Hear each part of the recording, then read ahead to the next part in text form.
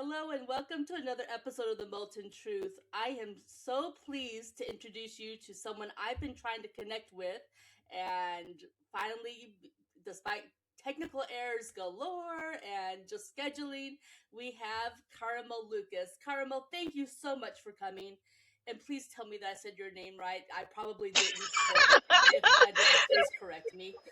No, you did. Well, it's caramel, but that's fine. That's fine. You did good. Caramel. 9 times out of 10, I'm gonna get it wrong. I've bowed to the inevitable.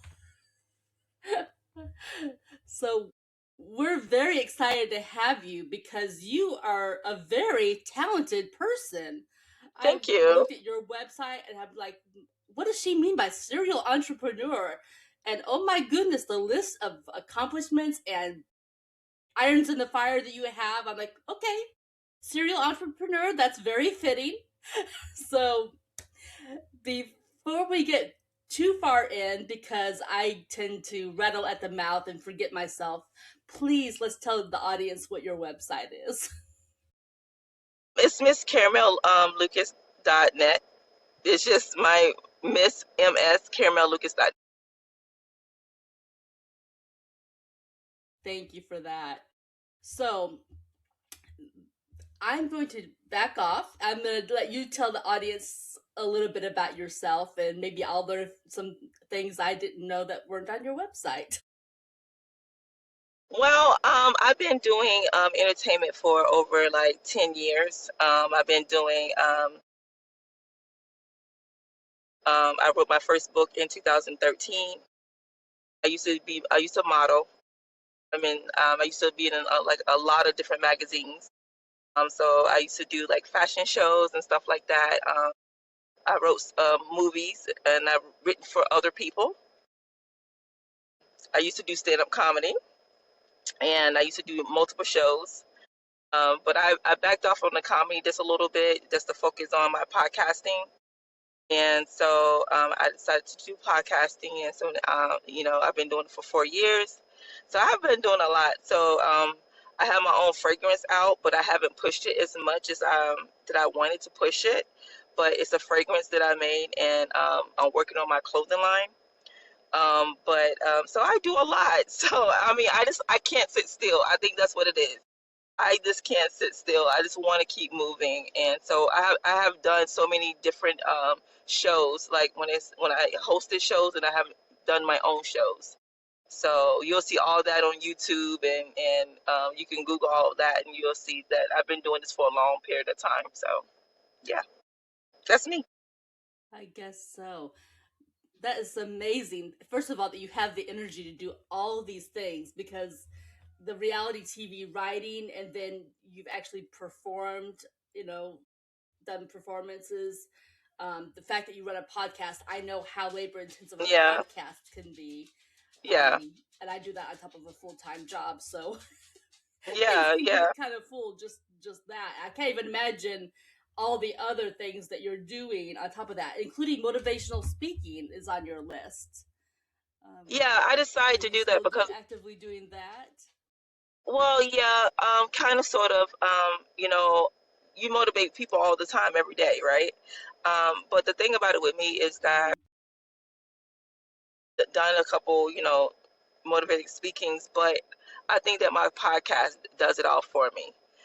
Just talking to people, motivating people, just get them knowing that they're not alone and they get to be able to express themselves and tell people, all the trauma they've been through into where they are now, and I like motivating them while I'm talking to them at the same time, letting them know like one person might be listening to you and going through the same thing, and you never know who you reach, you know? And that's what my podcast is all about. It's just like basically letting people know that you've been through trauma, or you've been through whatever you've been through, but look at the success that you feel right now. So I still do it, but not on stage, you know? So yeah. So you sound like someone who's had some trauma in her life that you've dealt with, because usually those of us who've suffered trauma, we're the ones who are vocal about helping others work through it. Is that I can safe relate. to Right. say? No, that's true. I can relate to it. I mean, I have been through a lot of my life at a early age. And for me to go through, that in a life, I do want to help others and let other people know that you're not alone, because I could understand some things that people say, because I've been through that path before. You know, just yeah, I've been through trauma in childhood life, but I learned that that's not going to define me for who I am today. A lot of people keep hold to that because they can't let go of the trauma they've been through. But for me, it's this motivation to say I could be better than what I've been through. You know, It's someplace to build from rather than to keep build from. revisiting. Exactly. I mean, don't get me wrong. I mean, I had to have a therapist. I don't think it's nothing wrong with having a therapy, helping you through your things that you go through, you know, and not at all. A lot of people think that when you go to therapy, it means that you're crazy or something's going on with you. That's not it. Is that you're trying to get your mental together and have someone to talk to so you can express yourself, because your family or your friends sometimes can understand, but they can't. Sometimes they can be opinionated about what you're going through, but at the same time you can talk to a therapist and they don't have no opinion because they don't know you. So you can speak the way you want to speak and you don't have to cover up anything. So I think that therapy is very good for people. It's not because you're crazy, it's because you're trying to get your mental together and someone's trying to help you. I 100% agree with you. In my day job, I deal with a lot of people's health concerns, but I get the occasional call of someone who either is looking for assistance with mental therapy or perhaps is decided to be ashamed of it. Like, oh, remove that from my medical record. I don't want people thinking, that I'm crazy. But I 100% agree with you. There is nothing wrong with seeking help. In fact, I think it shows great emotional maturity to recognize, hey, I have a problem. I need to speak about it. And I choose to speak with a professional. Right, exactly. And I choose to speak to a professional about whatever I got going on internally. And the thing about it is that it just feels so like once you finish your therapy session, for me, it feels like, oh, that's another layer that's off of me that I don't have to worry about, you know? Absolutely. Well, unless you are just someone who really, I don't know, is inclined to do deep research or you stumble upon something helpful, which how often does that happen? Right. Those therapists, they have tools that you would never think to use to help yourself. So why wouldn't you consult an expert? We consult an expert to build a house or to repair something in our home. Why wouldn't we consult an expert to help us through something so important as our life? That is true. That is true. I feel like that's building, that's elevating you. Just like you want to elevate your home. That's just like you said. You want to make your home beautiful. You want your insides to be beautiful and be able to be positive and have that spiritual look on people and be like, oh, okay, I'm working on myself. I'm making myself better, and that's how I see it. So that's why I keep myself always happy, because I'm working on me. And spiritually, I love people spiritually and I love people who they are. But at the same time, if I don't love myself, how can I love the next person? True. So true. And it goes down to the next generation. You know, I was just sharing with a friend of mine an article I wrote that's going to be in a magazine next month. And it's about how our relationships within the family and how, whether we intend to consciously pass down things or not, some things are just passed down like mannerisms without any thought. And so if you have this emotionally distant relationship that you grew up in, if you don't take conscious thought to make changes, then you're going to pass that right down to the next generation. And I forget where I was Exactly. going with this. No, no, you're right. You're right. Because when back in the day, I feel like back in the day, they didn't know how to communicate, right? So them not having knowing how to Right. communicate, down to my grandfather. I'm gonna say my grandfather didn't know how to communicate how he feel about things because they always had to bundle it up because their parents was, they was kids and they stay in the kids' place. You know what I mean? So they didn't know how to bundle. They didn't know how to express themselves. So go down to my mom. My mom was a person like, oh, I don't know how to express myself, because I was never taught how to, because my father never taught me how to express themselves. So they bring it down to the person that, it's in generation, like you said. But I learned, oh, I'm gonna be expressive. You know what I mean? I'm gonna change the cycle. I'm gonna show, like, I'm gonna start being expressive, and because I don't want it to keep going down in the generation, saying like I can't express myself to the next person, to my daughter, so she can see what's going on. You know what I mean? So you have to stop it somewhere, so you can learn that you have to change something. Absolutely. Do you want a child who's emotionally close to you and doing things out of love, or do you want a child who is emotionally distant and doing things for you purely out of duty? Exactly. And I want a child to do things out of love. You know what I mean? I want someone to love when whatever is done is about love. It's not about the duty of that you're supposed to do this. It's because you love that person. I taught my mom some Absolutely things right. too. I taught my mom how to So be emotional. that's, teaching a parent is hard. There's no harder job in the world than trying to teach a parent. Exactly. Exactly. Exactly.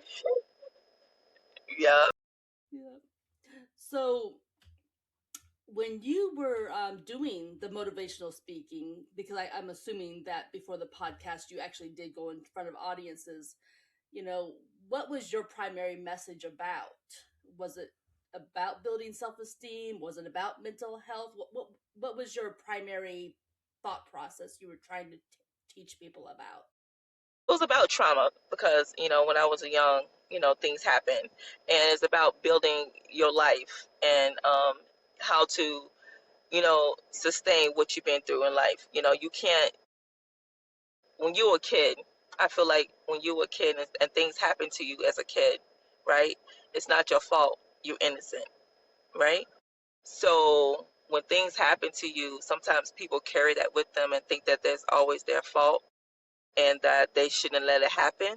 But that's not the case. The case is that, you know, as a kid, we're always innocent about things. And then when things happen to you, um, I just don't like people keeping that with them, saying that, like, so we talk about like a lot of trauma about life, about things that happen to you, about spiritual things, because I'm very spiritual when it comes to life, period. So, for a long time, I'm not gonna lie, for a long time, I always felt like I wasn't enough, you know? And then because I felt like that a lot of people was gonna use me, um, I didn't want a lot of people touching me, you know what I mean, or being around me when I was growing up. But then I realized like it wasn't my fault, and that's the reason why I decided to take a therapist, because I wanted to release all of that I had in my brain, saying that it was my fault that this happened to me. Right now, I know like it was nothing my fault. So that's what I talk about. Like it wasn't my fault that anything that happened to me when I was young. You know. Okay. Do you think those early traumatic experiences played in some way with the pursuit of all of these things that you do, the writing of the books, the wanting to podcast, the reality TV, um, even the comedian side? Do you think that's a factor in what led to this extreme, just I don't know how else to Yeah. word it. So I know. You have so many irons in the fire. You are constantly going. Yes. Yes. Because the thing about it with me is that when you deal with a lot of things in life, right, and then you have an opportunity to make someone else happy or someone laugh or someone feel great, because like I said, when I was a kid I never felt great, you know so I had an opportunity to make people feel great. When I did comedian, I had people laughing and I loved it. I did it. I had them laughing. And when I wrote my book, you know they love the book. They can relate to what I written, you know what I mean? And I love that about them. Or when I did motivated speaking, they related to what I was talking about. So I love to talk to people about relative things, and I love to see people smile. I love that people see that they have, they matter, because we all have a purpose, right? And what is your purpose? You have to find our purpose. And I feel like my purpose in life is living, yes, but my real purpose in life for me is making other people know that they're here for a reason. That's my purpose. And I feel like every time I turn away from that, oh, I'm not going to do it no more, it comes right back to me in a circle. And someone comes to me and asks me and talk to me about things. And I'm like, this is my purpose. My purpose is to make this person feel like they supposed to be here, or make them laugh, or make them happy, or whatever. Living, we're going to be here for a minute. So you have to find your purpose in life, right? So my purpose in life is to make other people happy and make other people. That's why I don't, right. That's why I be like, when I'm around people, like, they're like, yeah, we know how she's going to act, because I love making people laugh and just enjoy themselves, you know? That's the why I do what I do. It's Absolutely. because I love And making people happy. mhm, absolutely. And I love that you took something that was negative in your life and you pushed that away, dealt with it in a healthy way, and then used it as a springboard to do so much that's positive. Um, it makes me think. I read an article recently about Robin Williams, and he had kind of a sad childhood. I mean, don't get me wrong, he was well cared for. He was raised by wealthy parents, but he was a very lonely child. And so his best friends were his little toy soldiers. I think it was what I read, his little tin soldiers. But in that environment where he was so lonely, he created this whole imaginary world that, basically that was what led to the Robin Williams that we all knew and loved, the one who was so entertaining and so, warm to his family. Um, so again, just I have great admiration for people who take that negative and find something positive to do with it, as you have done. Yeah, but it's hard to do that as well. A lot of people can't do that only because they don't know how to reach out that dark, like to get out the darkness of life.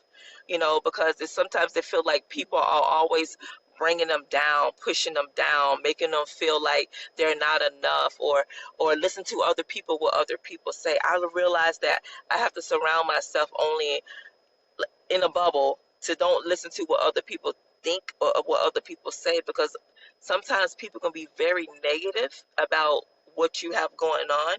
So I learned how to not even entertain negativity, because the thing about it is I walk away from it. I don't go to it. I walk away from it. When I feel something, I'm like, no, I am going the opposite direction. I'm not even going to that direction. You know what I mean? Because it's just like how we are human. We are human people. So being human, we know, like, we bring other people down sometimes. We don't uplift people. I rather uplift someone, because you uplifting, then you making me feel like I'm uplifting too. Like, oh, okay, I done did this today. Let me, I take a 2 steps forward instead of telling 3 steps back. It's just like, you can't do that. And you're so right. Sometimes it's the people who love us most that can be discouraging, and it's not because they're like, oh no, we want you to do this. It's that we want you to be successful. We don't think this is going to work for you.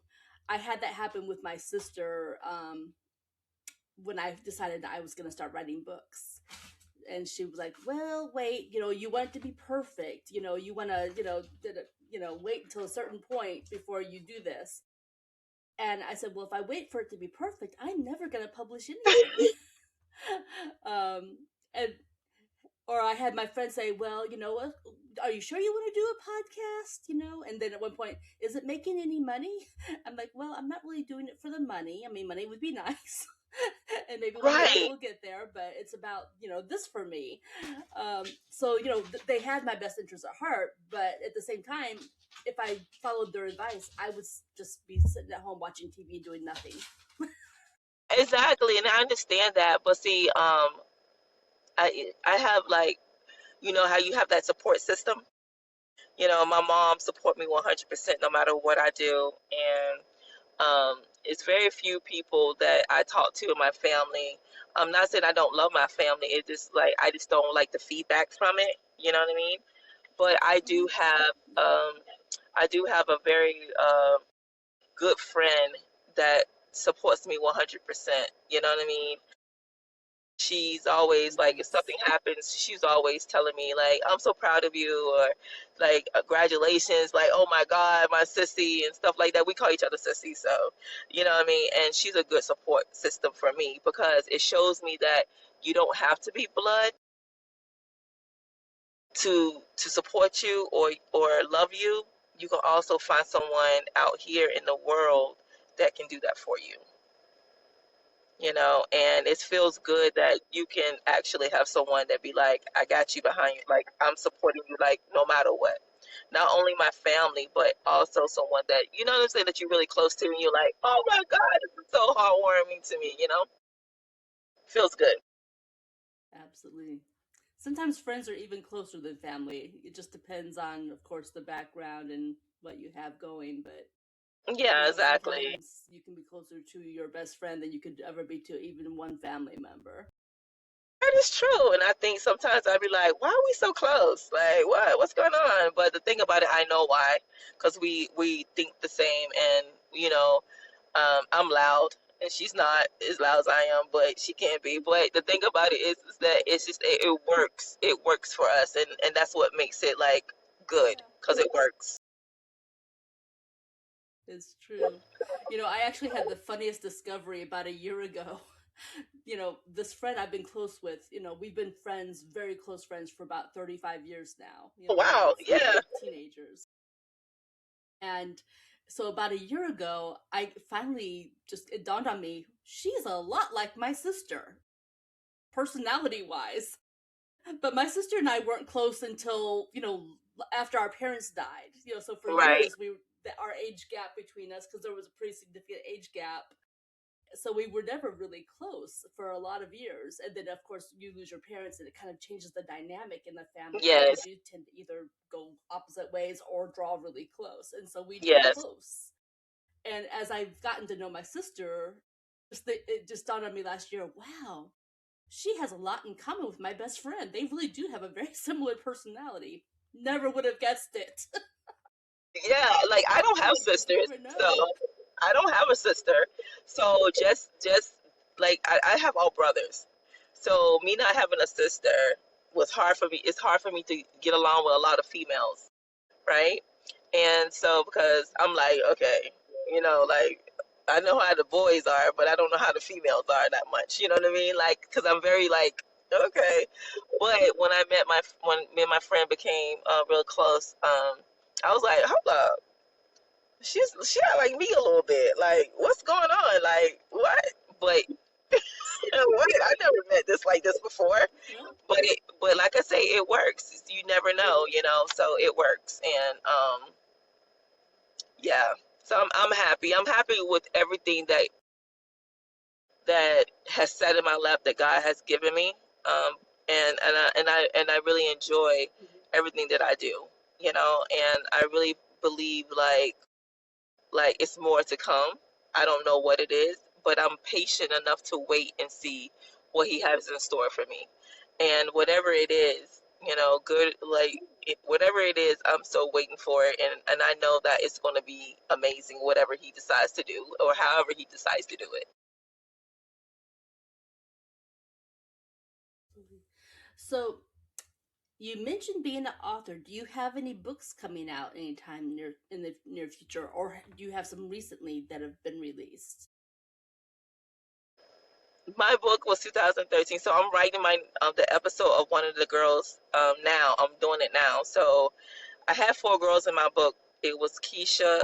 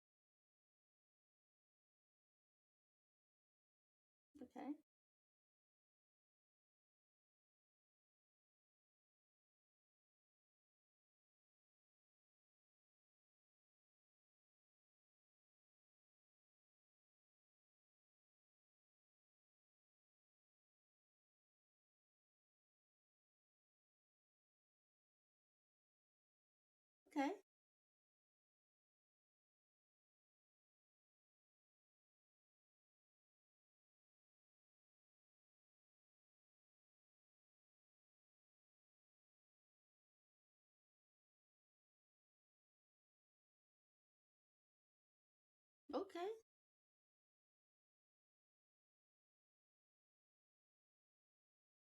That is really amazing. I've spoken to someone back last fall who had written and produced, she had written a book, but then later on produced a movie. And the story she told me, so much effort, so much expense to do that. So I have a new respect for people who've done what you've done. And the fact that it actually made it into the movie theater, wow.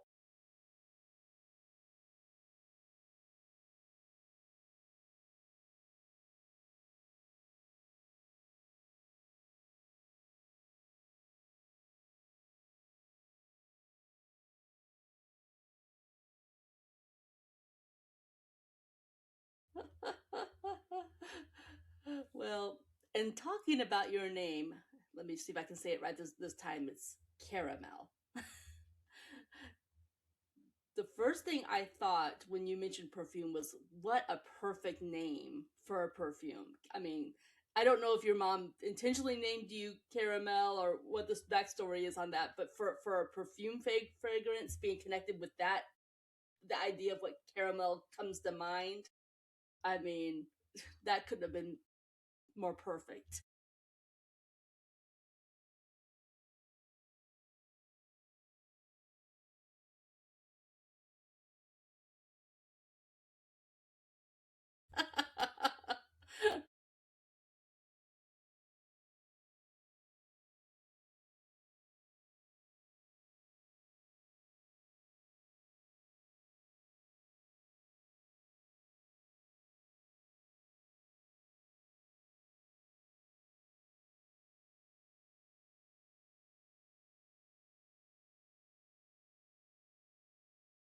Mm-hmm.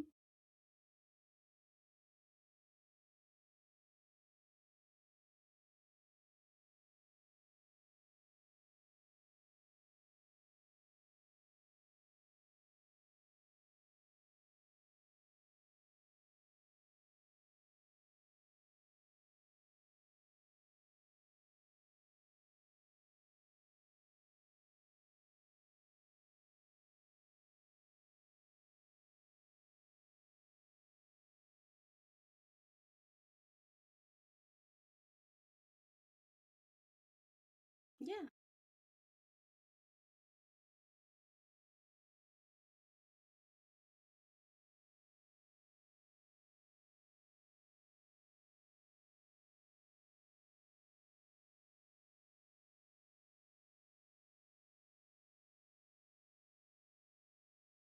nice. Mhm.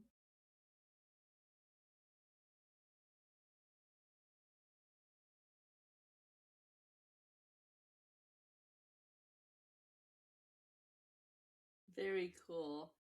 Well, yeah, obviously, yeah. I mean, why wouldn't you be? I mean, a scent, a clothing, basically a clothing line, because jeans are a clothing line.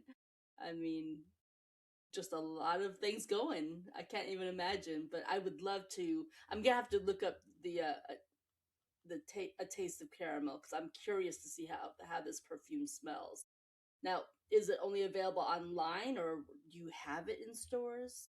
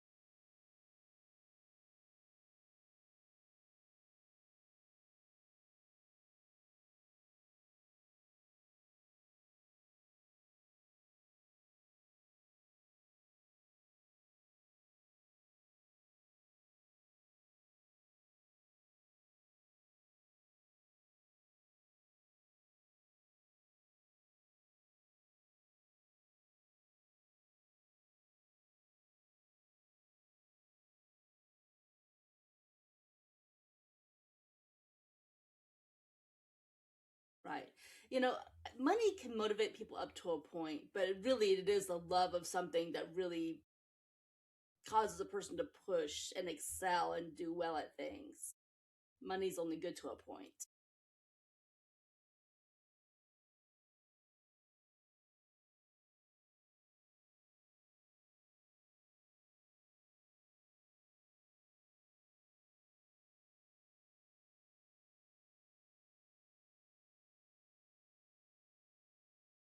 Yeah,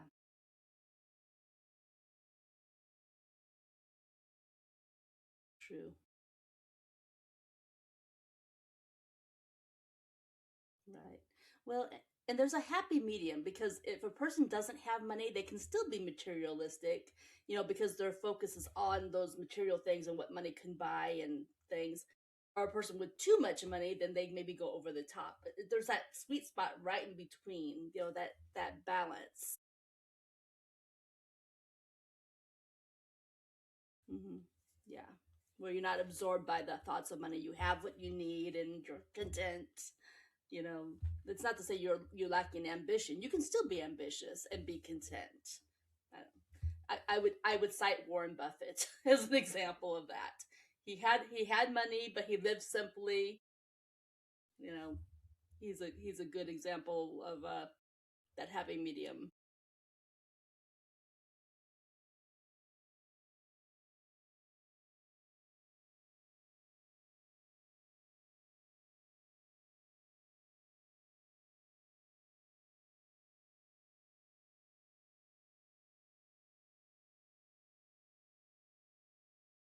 Mm, right. Yeah. You know, some of the wealthiest people, like was it the Stanfords? They appeared like this poor couple when they were trying to get their son into a college, and no one would have thought that they had all kinds of money. But when I think their son had been rejected, then they decided to launch their own college, and so Stanford was born. you know, so appearances don't necessarily mean anything. Oh, did I lose you? I've been having such a great conversation with Caramel Lucas, and I'm hoping that her connection will bring her back to us. But please remember misscaramellucas.com for her website. And just on her list as a serial entrepreneur, she has podcaster, author, reality TV as a writer, as well as I believe she's actually acted in some of those. She has herself listed as a poet, a motivational speaker, as you've been hearing us talk about. Her perfume line, A Taste of Caramel, a comedian. She's done modeling, and then the acting, I think, is what was tying into reality TV. We'll have to ask her if she acted in her movie at all. I would imagine she must have, at least in some small way. So hopefully she'll rejoin us in a few minutes. But while we're waiting for her to rejoin us, I will take this moment to um, just bring the audience up to speed about my sister podcast, Behind the Diagnosis Famous Lives Untold. We have to date released 11 episodes since it launched. Episode 12 is coming out the week of April 20th, because we're recording this today on April 19th. And I've got two more episodes immediately following it. Right now, it's a weekly broadcast with a bonus each Thursday. And so, if you haven't checked it out yet, please be sure to check out Behind the Diagnosis Famous Lives Untold. And we have Caramel joining us back. So I'm glad that she was able to get reconnected. We just filled the gap telling them about my sister podcast. So, um, trying to get back to where we were. So I had listed out all the things that you had. Um, I want to touch on you doing poetry. Talk to me a little bit about the poetry.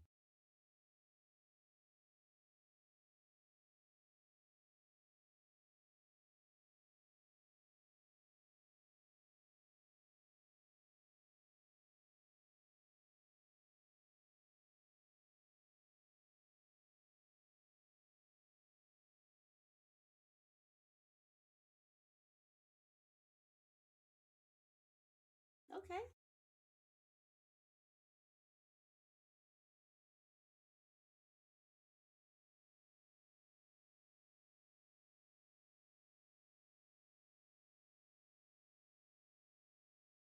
Wow.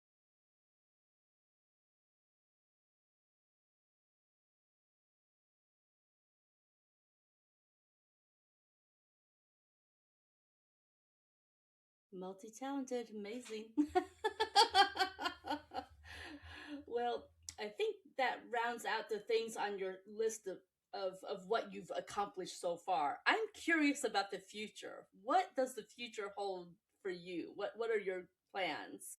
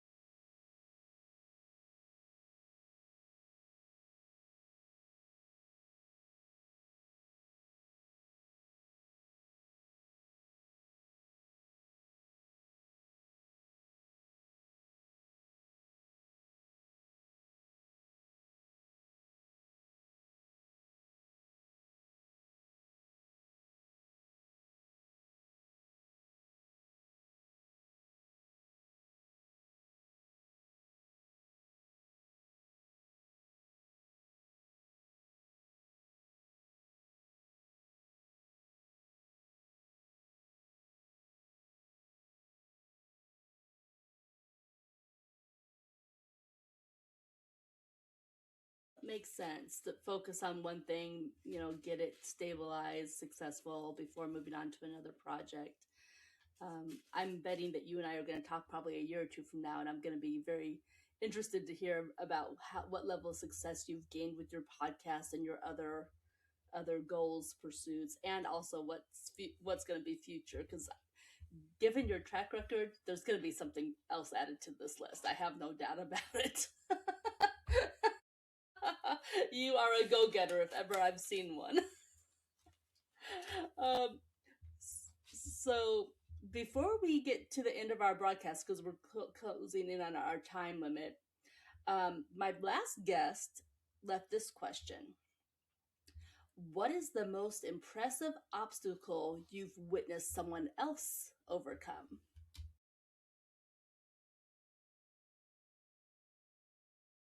Deep question.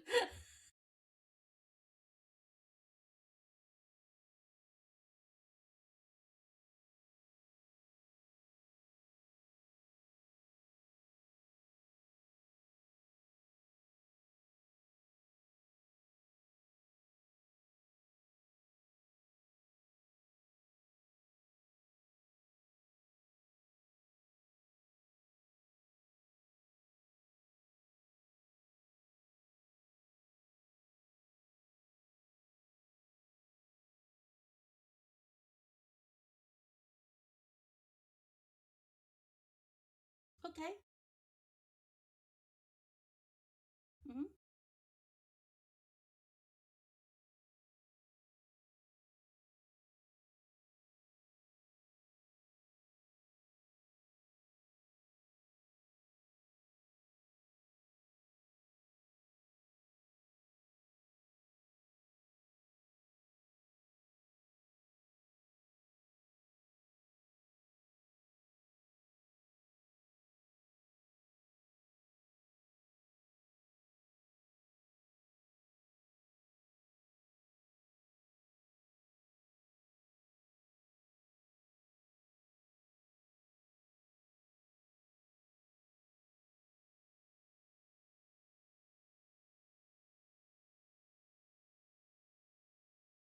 Good.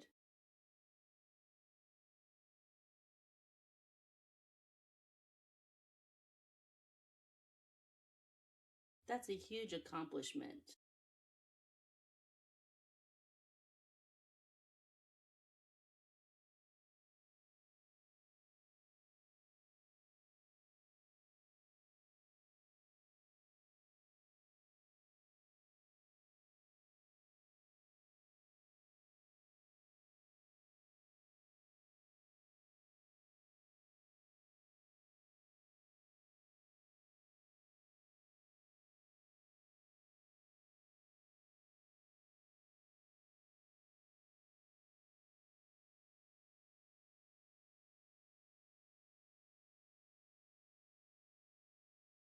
That is beautiful.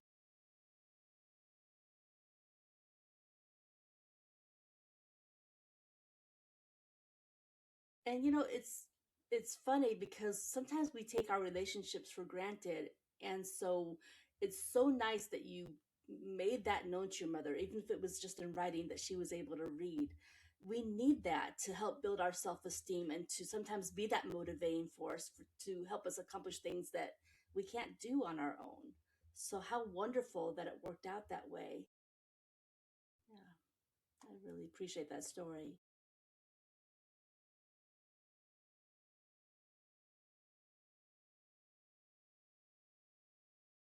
And rightly so. Rightly so. That's a beautiful story. Thank you for sharing that. Now, it's your turn to lead the question for the next person.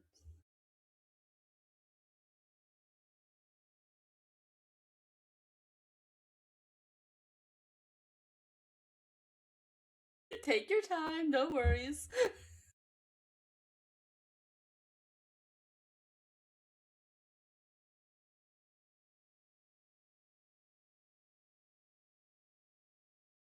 Hmm, okay. If you could change something from your childhood, what would it be? Childhood, what would it be? All right, sounds good. So before we close out, do you have any final thoughts or anything you specifically would like to share with our audience before we close out?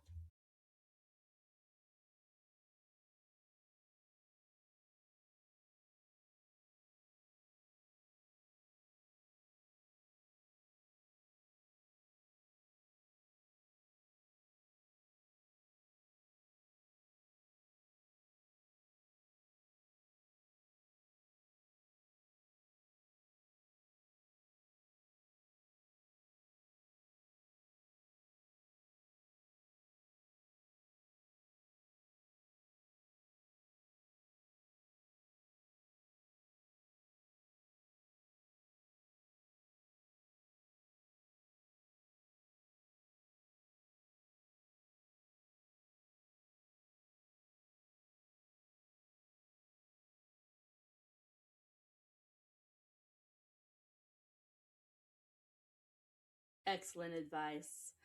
Actually makes me think of what was it, the bumblebee? How people said aerodynamically it shouldn't be able to fly, but no one ever told the bumblebee, so he keeps on flying. So be a bumblebee. it's it's been such a pleasure having you here. I'm so glad we were finally able to connect. So hang out for just a minute after we stop the recording, and we'll discuss, when your broadcast will be made live.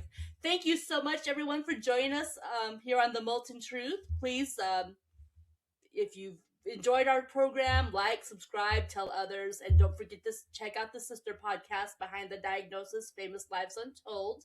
And we will see you for our next episode.